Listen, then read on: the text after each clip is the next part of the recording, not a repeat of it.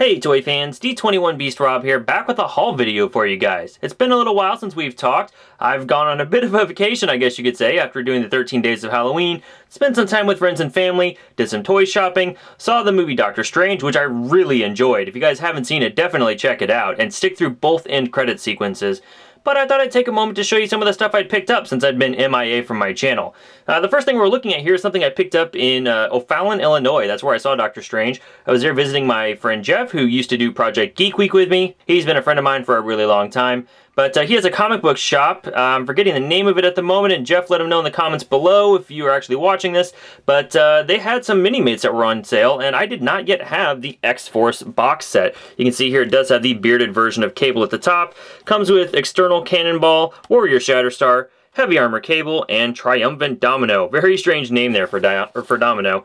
But on the back, it just shows you the figures, gives you a bit of a backstory of this particular version of the team. Now, there is a 2-pack of X-Force Minimates that actually came out around the same time. They have, I believe, Boom Boom, called Boomer on that box set, and Richter. That's kind of meant to go with this set. I don't have that 2-pack, but I'm definitely wanting to get it now. But Cannonball actually comes with an accessory that allows him to fly. Otherwise, he does have a standard set of legs you can plug into him. I love that effect. Cannonball is probably my favorite member of X-Force. We have this fantastic Cable. You can see here he's got all sorts of detail. I love the way that his shoulder pads have been sculpted. Tons of paint. You can actually pull off the torso of this figure. Let me pull the gun off the back. You can pull off the head and the torso of this figure, and underneath you've got all the pieces you need to turn this Cable into the classic X-Men version of Cable, or at least the late 90s version of X-Men Cable. So that's a pretty cool addition for this box set. Really, this set in general is just something that I think is pretty cool. So I'm glad I've got it as part of my collection. We've also got Shatterstar here. I love the bright red colors of this costume, and of course you got those swords he's known for having.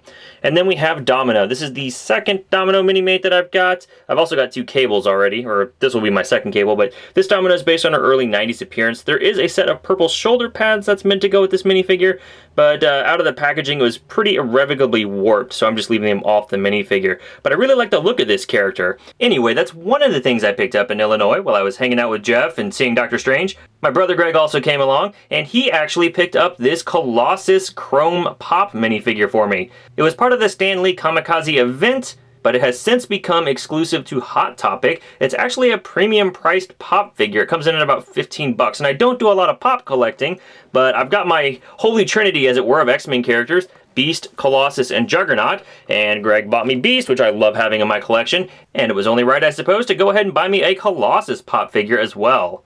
At this point, he should probably be expecting to pick up a Juggernaut for me if it should ever release. But let's go ahead and get these guys out of the packaging, just so we can see what they look like standing next to each other. And here we have them out of the packaging. Now, normally I don't collect that many pop figures, so I do keep them in the packaging and just kind of display them on my shelf that way. They kind of stack nicely like that, and I'll probably put these guys back in the box, but I really love having these two little... Whoops! But I actually love having different plastic incarnations of all the X-Men characters I'm a really big fan of. So it's really cool to get these pop figures in my collection, and this Colossus especially. What a perfect fit with that chrome paint job, or I guess it's possibly just chrome plastic.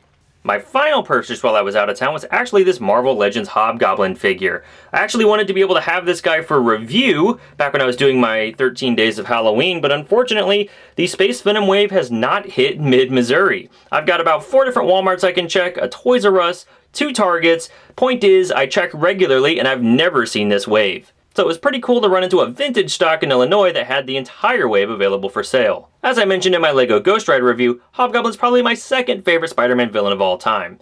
Oh, and silly me, there was actually one more set of figures I picked up while I was out of town. Diamond Select has released a line of Ghostbusters to tie in with the recent film that just came out this year, and I don't actually have a Stay Puft Minimate figure. Prices have shot up on the old ones. I did pick up the I Love This Town box set, but I was late to the Ghostbusters Minimate game, so now I'm glad to have the Stay Puft in my collection. Sadly though, it does look like this Stay Puft is meant to mimic the balloon ghost from the end of that movie, so he's got sort of stretch marks on his belly, but you know what? I'm glad to just have a Stay Puft figure to pose with my Ghostbusters Minimates. And let's just tear these guys out of the package really fast. I would have done a review on these guys had I had this in time for 13 days of Halloween, but I just want to get them out of the packaging.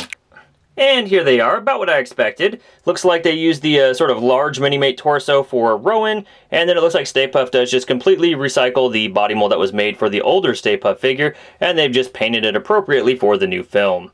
Also, I find it interesting that if you pull off the Stay Puft head, there's no peg inside and there's no hole in the top of the head of the minifigure, so that does slide off actually surprisingly easily. But it also means I shouldn't have any trouble sticking it on any previous Minimate figure that I've already got in my collection. And let's just play around for a second and see if we can make an angry Stay Puft. Let's go ahead and pull off the head of Rowan. He looks like he's got a peg. This probably won't work. Yeah, looks like we can get the Stay Puft head on Rowan, but the Rowan head will not go on the Stay Puft figure. Ah, well, moving on.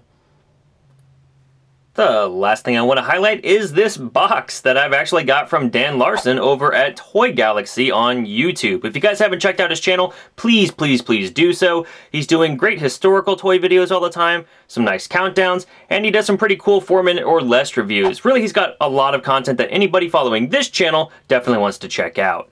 But I had sent Dan Larson a Hawkeye Marvel Legends figure, part of the Amazon 4-pack. He didn't have an MCU version of Hawkeye. I had an extra. I still prefer the Walmart version despite the fact that he's got the shades. So I sent this Hawkeye figure off to Dan, no questions asked, just thought I'd help him build out his collection because I wasn't using it. And much to my surprise, Dan was thankful enough to want to send me a package back.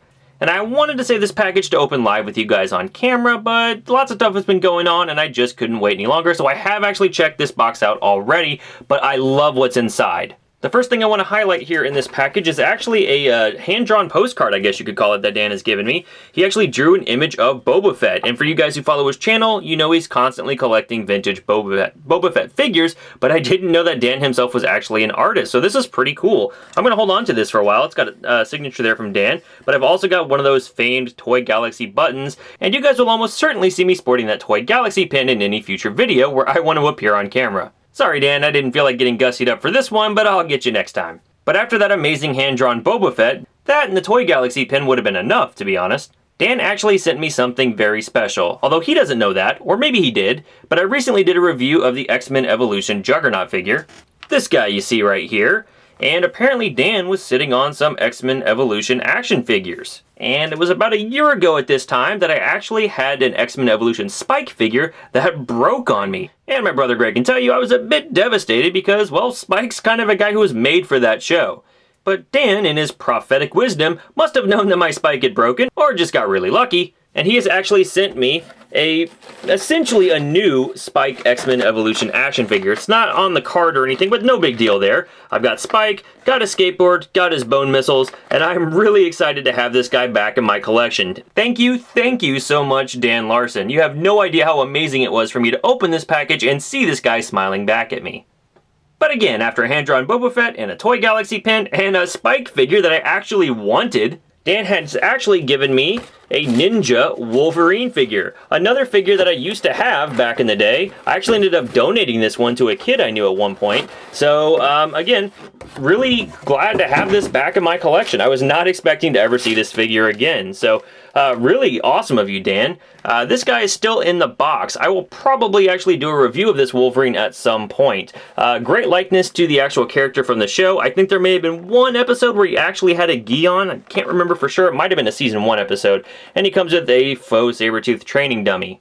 And Dan even knew that I was looking to collect pieces for Thanos, the Build-A-Figure, so he sent me the only piece that he had. Unfortunately, this is a double for me, but, you know, I'm still on the hunt for a torso and the leg that came with the Age of Ultron Captain America. But an amazing act of generosity from Dan, something he certainly didn't have to do for me. But let me go ahead and pull in all of the X-Men Evolution action figures I currently own. I now have Spike, Cyclops, Nightcrawler, the Juggernaut, and you can bet that as soon as Planet Comic-Con rolls around next year, I'm going to be on the hunt for some more X-Men Evolution action figures. I really want to start filling out my collection again. I actually used to have the human Nightcrawler, Storm, and Blob to go along with these figures, and maybe I can track them down again. Or the rest of the line for that matter. But thank you, Dan. And thank you, Greg, for the Chrome Colossus. And hey, even thank you to Jeff for giving me a place to crash last weekend when we went to see Doctor Strange. And for that Legend Series Red Ranger that I still haven't reviewed. Sorry, man. But that's my haul video, guys. Thanks for joining me for it. Be sure to stick around my channel. I've got a pretty cool project coming up with Doctor Strange. And of course, I'll be announcing the winners of my 13 Days of Halloween contest on November 12th. One more time, be sure to check out Dan Larson and his content at Toy Galaxy TV on YouTube. I've got the link in the video description below. You guys can always keep up with me at D21Beast on Twitter and Instagram. And I'll see you guys next time.